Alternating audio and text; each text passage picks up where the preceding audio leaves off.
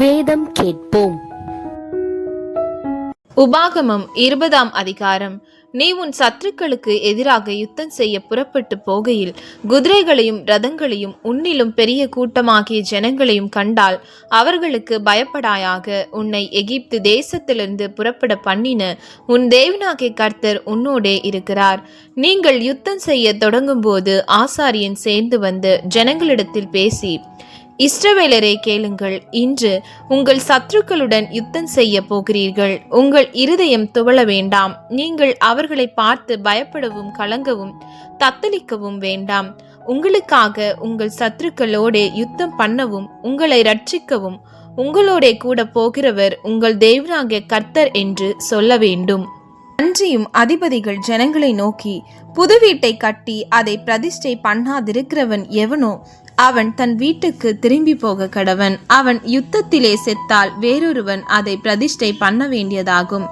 திராட்சை தோட்டத்தை நாட்டி அதை அனுபவியாதிருக்கிறவன் எவனோ அவன் தன் வீட்டுக்கு திரும்பி போக கடவன். அவன் யுத்தத்திலே செத்தால் வேறொருவன் அதை அனுபவிக்க வேண்டியதாகும்.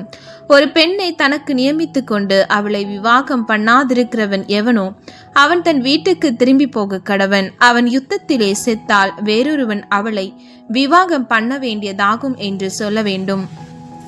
பின்னும் அதிபதிகள் ஜனங்களோடே பேசி, பயங்காளியும் திடனற்றவனுமா இருக்கிறவன் எவனோ அவன் தன் சகோதரரின் இருதயத்தை தன் இருதயத்தை போல கரைந்து போக பண்ணாதபடிக்கு தன் வீட்டுக்கு திரும்பி போக கடவன் என்று சொல்ல வேண்டும். அதிபதிகள் ஜனங்களோடு பேசி முடித்த பின்பு ஜனங்களை நடத்தும்படி சேனை தலைவரை நியமிக்க கடவர்கள். நீ ஒரு பட்டணத்தின் மேல் யுத்தம் பண்ண நெருங்கும் போது அந்த பட்டணத்தாருக்கு சமாதானம் கூற கடவாய். அவர்கள் உனக்கு சமாதானமான உத்தரவு கொடுத்து வாசலை திறந்தால் அதிலுள்ள ஜனங்கள் எல்லாரும் உனக்கு பகுதி கட்டுகிறவர்கள் ஆகி உனக்கு ஊழியம் செய்ய கடவர்கள். அவர்கள் உன்னோடே சமாதானப்படாமல் உன்னோடே யுத்தம் பண்ணுவார்கள். ஆனால் நீ அதை முற்றுகை போட்டு உன் தேவனாகிய கர்த்தர் அதை உன் கையில் ஒப்பு கொடுக்கும் போது அதிலுள்ள புருஷர்கள் எல்லாரையும் பட்டய கருக்கினால் வெட்டி ஸ்திரீகளையும் குழந்தைகளையும் மிருக ஜீவன்களையும் மாத்திரம் உயிரோடே வைத்து பட்டணத்தில் உள்ள எல்லாவற்றையும் கொள்ளையிட்டு உன் தேவனாகிய கர்த்தர் உனக்கு ஒப்பு கொடுத்த உன் சத்துருக்களின் கொள்ளை பொருளை அனுபவிப்பாயாக. இந்த ஜாதிகளை சேர்ந்த பட்டணங்களா இராமல் உனக்கு வெகு தூரத்தில் இருக்கிற சகல பட்டணங்களுக்கும் இப்படியே செய்வாயாக.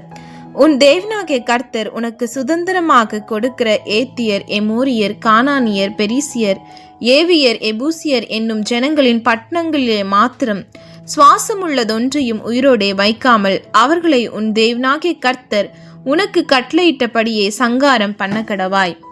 அவர்கள் தங்கள் தேவர்களுக்கு செய்கிற தங்களுடைய சகல அருவருப்புகளின் படியே நீங்களும் செய்ய உங்களுக்கு கற்றுக்கொடாமலும் நீங்கள் உங்கள் தேவனாகிய கர்த்தருக்கு விரோதமாய் பாவம் செய்யாமலும் இருக்கும்படி இப்படி செய்ய வேண்டும். நீ ஒரு பட்டணத்தின் மேல் யுத்தம் பண்ணி அதை பிடிக்க அநேக நாள் அதை முற்றுகை போட்டிருக்கும் போது நீ கோடாரியை ஓங்கி அதன் மரங்களை வெட்டி சேதம் பண்ணாயாக. அவைகளின் கனியை நீ புசிக்கலாமே.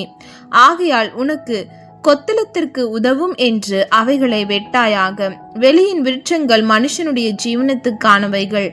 புசிக்கிறதற்கேற்ற கனி கொடாத மரம் என்று நீ அறிந்திருக்கிற மரங்களை மாத்திரம் வெட்டி அடித்து உன்னோட யுத்தம் பண்ணுகிற பட்டணம் பிடிப்படும் மட்டும் அதற்கு எதிராக கொத்தளம் போடலாம்.